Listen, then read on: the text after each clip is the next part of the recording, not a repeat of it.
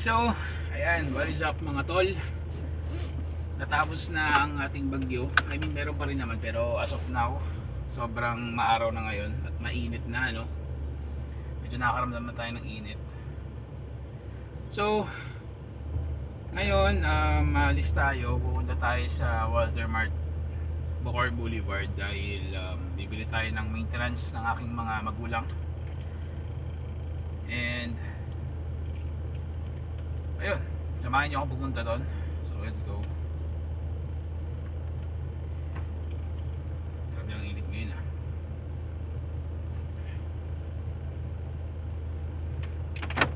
So tara, let's go.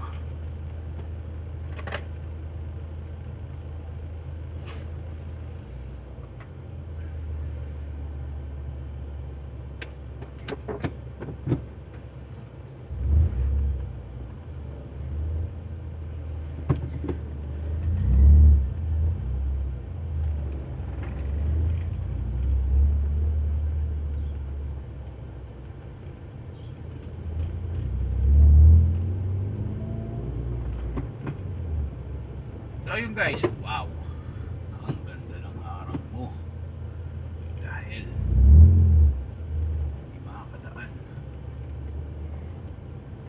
Okay, so reverse tayo guys dahil makikita nyo naman dito guys. Ayan, ganda diba? Tara, talagang sa likuan nag-parking, no? Nice din. Kaya ikot na tayo. So ayun guys, kamusta naman kayo sa mga nanonood sa video ko?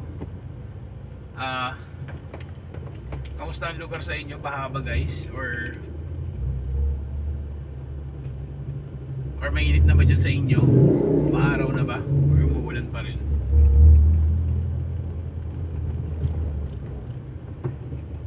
Dahil dito sa Almeida sobrang init na guys talaga. I mean 2 days na siyang umaraw. Kahapon kasi tuloy-tuloy din, hindi siya umulan kahapon. So buti na lang.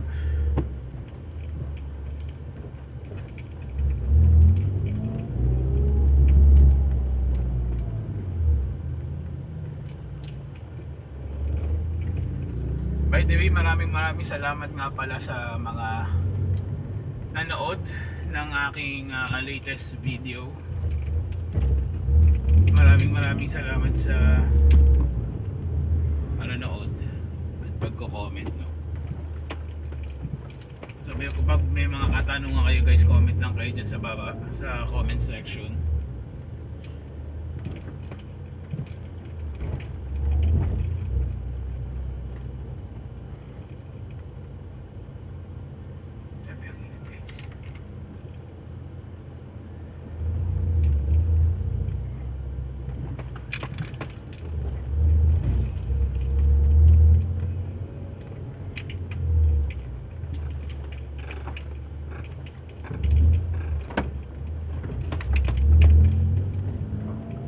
So sa mga nagtatanong para sa akin, no?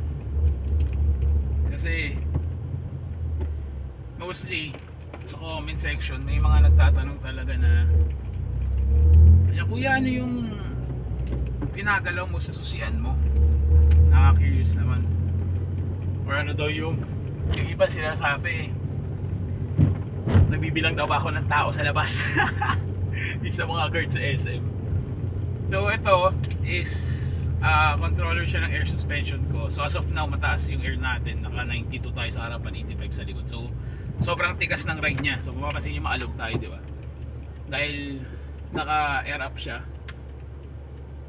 So wait lang, mamaya pagka ligo natin dito, ibababa natin yung height para lumambot ng konti. Kasi the more na matigas yung bags mo, ay the more na mataas ang hangin mo sa bags, the more na matigas yung mismong bags mo. So mas ma-harsh yung ride mo. For example, ito, babaan natin. Yan. So kahit pa paano, lumambot yung ride natin dahil hindi matigas yung bags. So yun yung parang logic ng air suspension. the more na onti yung hangin, the more na malambot yung ride. The more na may body roll nga lang, di ba?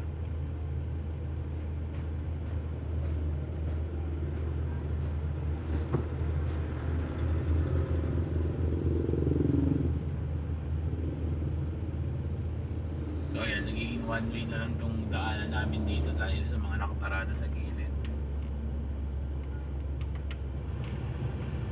Lakasan ko lang guys ng onti yung aircon ha. Medyo mainit talaga eh.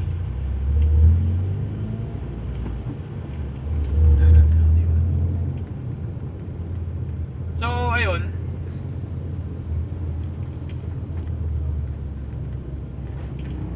Actually may mga nagtatanong sa akin sa comment section or sa personal din actually kung bakit daw ba ako nagpa-air suspension, like anong dahilan ko, kung worth it ba.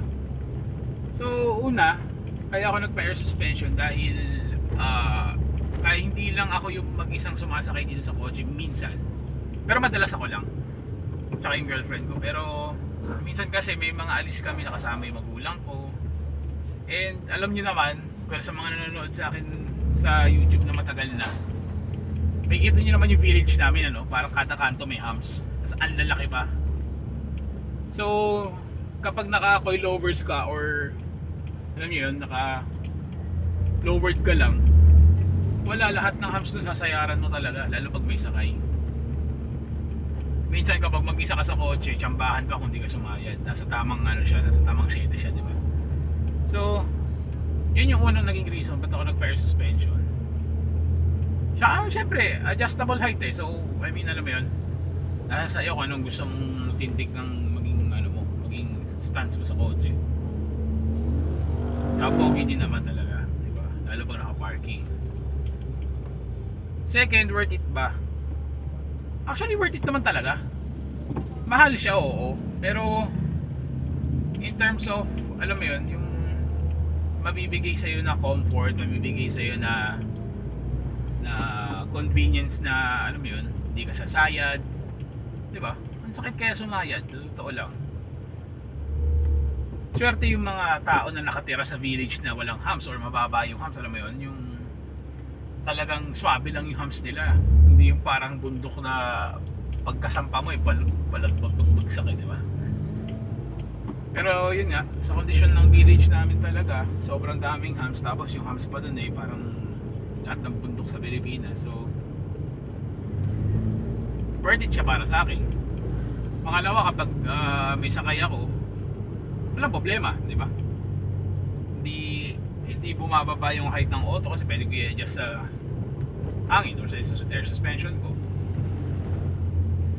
Pangatlo, I mean, bakit siya worth it pa rin? Kasi sa baha, well, technically hindi siya yung baha proof talaga, nakala mo naka 4x4 ka, hindi naman.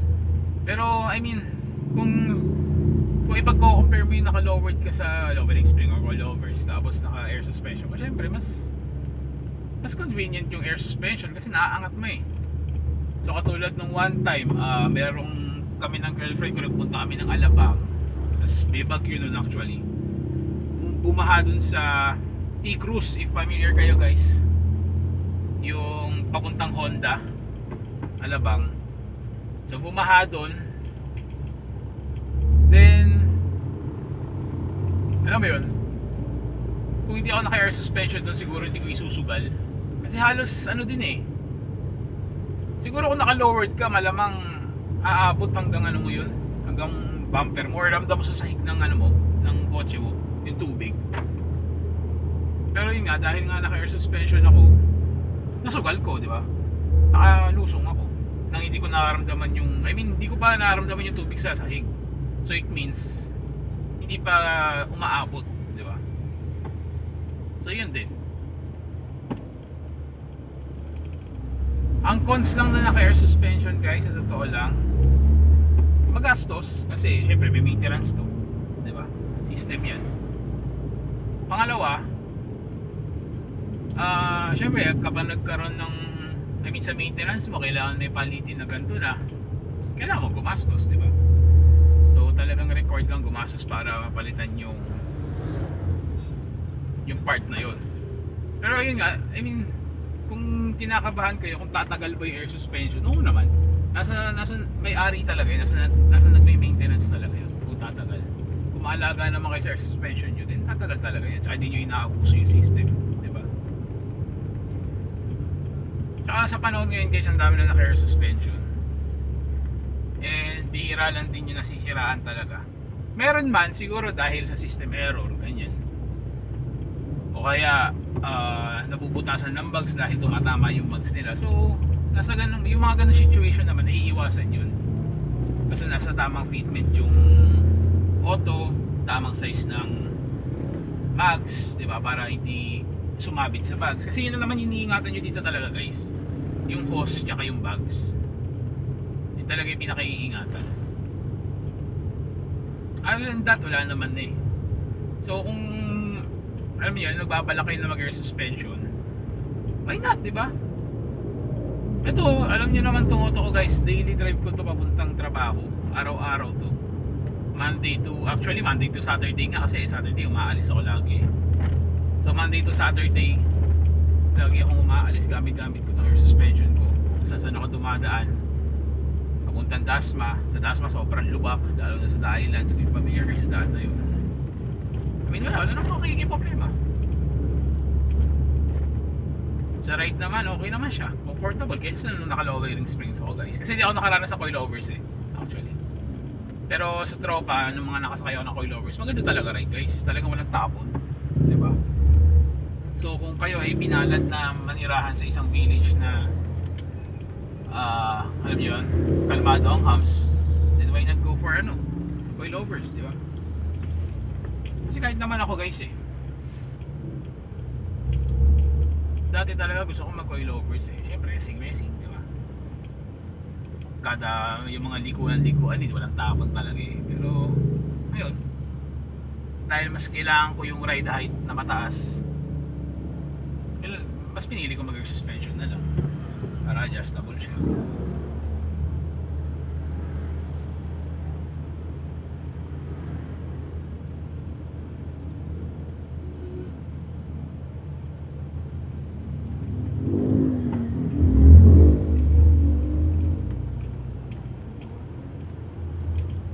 Masyadong traffic today kasi maaraw diba? Sa Sabado pa, ay hindi pala Sabado ngayon, Friday pala today guys, holiday no, and it's 10 o'clock in the morning. Kaya siguro hindi pa traffic actually. Friday din pala, bukas pa pala yung Sabado.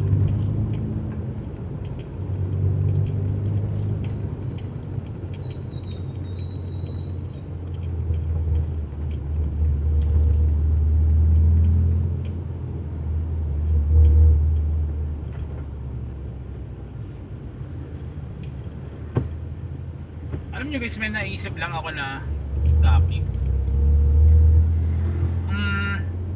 Ang tanong ko is, anong mods or car mods yung nakikita nyo in public na hindi naman necessary or hindi naman alam nyo yun, yung parang hindi akma yung mod na yun sa kotse. Comment below nga kung ano yung mga mga naiisip nyo na mods na hindi, alam niyo, binibili ng mga tao na hindi naman talaga kailangan sa kotse nila.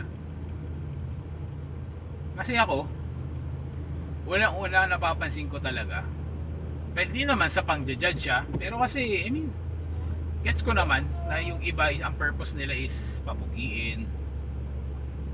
Para sa kanila is maganda siya tignan. So, di ba? Kotse nila yun, so sariling rules nila yun, wala tayong magagawa. Pero minsan kasi may mga mods na alam mo yun, hindi talaga di ba? Hindi talaga para dun So unang-una yung tinatawag na hasang. So if familiar kayo guys, yun yung parang fake vent, air vent sa kotse, alam mo yun? Yung dinidikit lang ng 3M sa mga pintuan, kung saan man, sa hood, yung mga ganyang vent na dinidikit lang. Gets ko na, alam nyo yun, lalo kung mga bagong car owner, tapos mga kabataan na yun, nanonood ng Need for Speed, di mga ganyan, di ba? Pero hindi di ba? I mean, magandang magkabit ng air vent kung talagang functional, diba? Pangalawa na napapansin ko yung, alam niyo yung rear chin na may design na muffler. If familiar kayo guys, inilalagay sa ilalim ng chin sa likod, tapos may muffler pa na patata yun o ano, tapos makikita mo may stock na muffler doon sa ilalim. Ewan ko, di ba? I mean, feeling ko mahal din yun actually. Baka nasa libo din yun. Plus labor pa nagpakabit ka. I mean, alam mo yun, hindi naman siya necessary na kailangan. Hindi rin, I mean, for me, hindi rin naman siya nakakapugi. I mean, mag-muffler ka na lang talaga, di ba? Na legit. Tapos, pangatlo,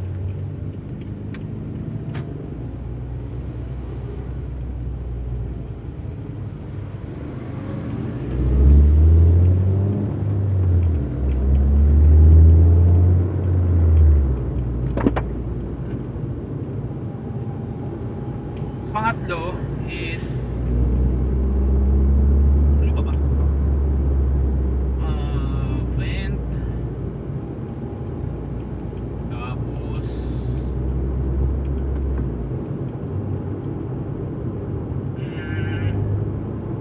ay, wing. Ayun, pangatlo. Yung wing. Yung universal wing. So meron tinatawag sa kotse na universal wing na kung saan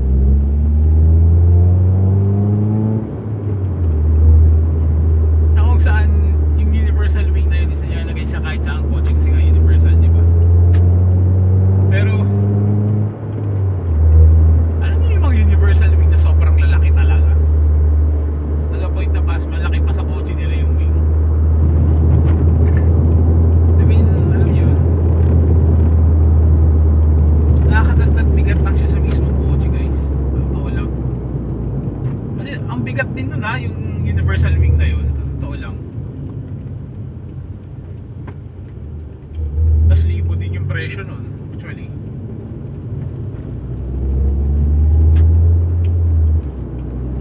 I mean, alam yun, mas pipiliin ko kung gusto nyo talaga ng may parang wing, mas pipiliin ko na magano kayo, ducktail na lang.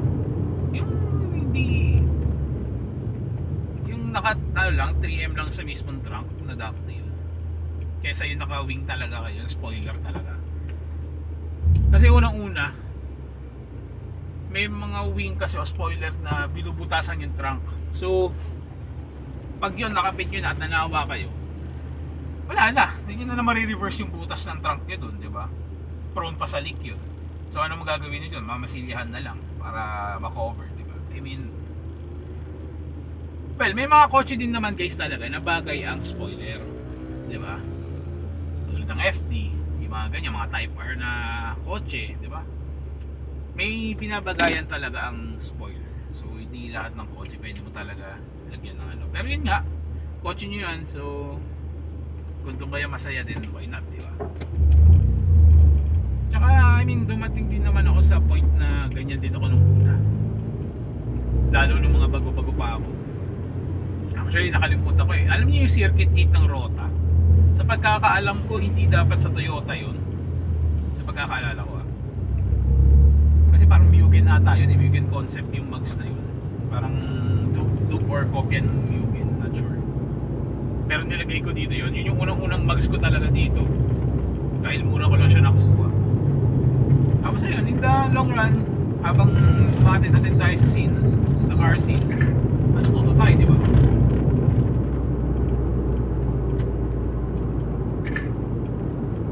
Kahit na paano,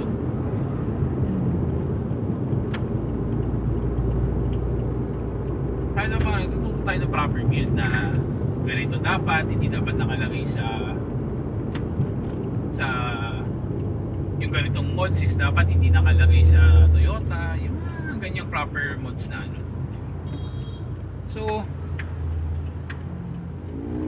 natututo tayo ng paunti-unti.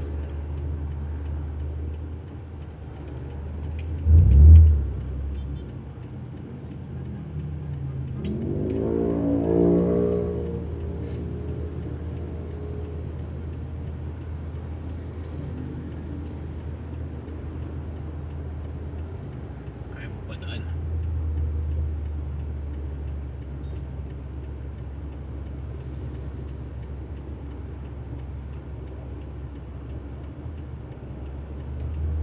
Yan.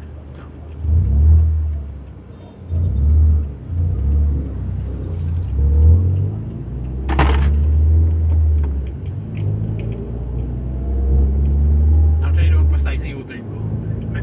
Hindi ko na malayo, nandiyan na pala yung Walter.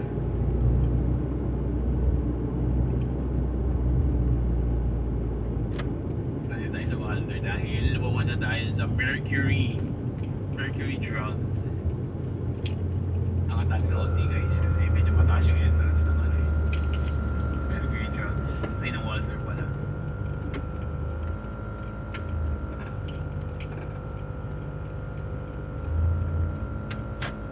So, yun yung Mercury. Diyan tayo pupunta. Alam tayo ng parking guys.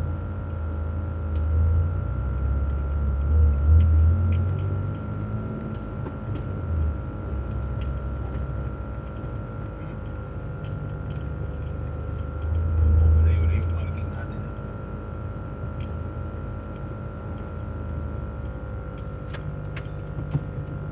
Tayo na mapaparking. Tayo pala dito. Dito yun. Oh, bago ano yung ano.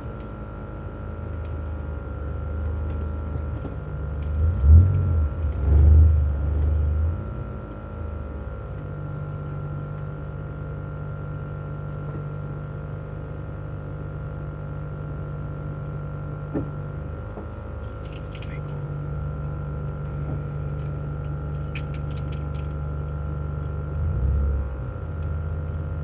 Sabit na pala.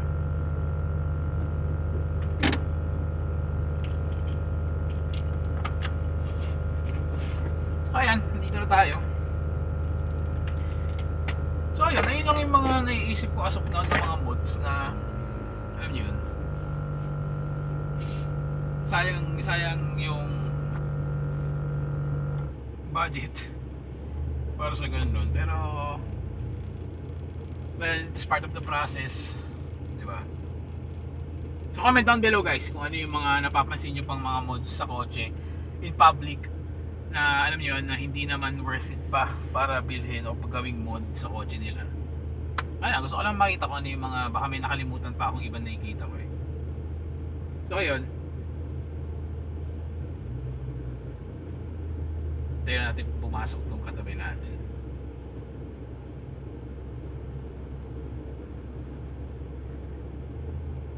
So ayun, tara, samahan niyo ako, let's go.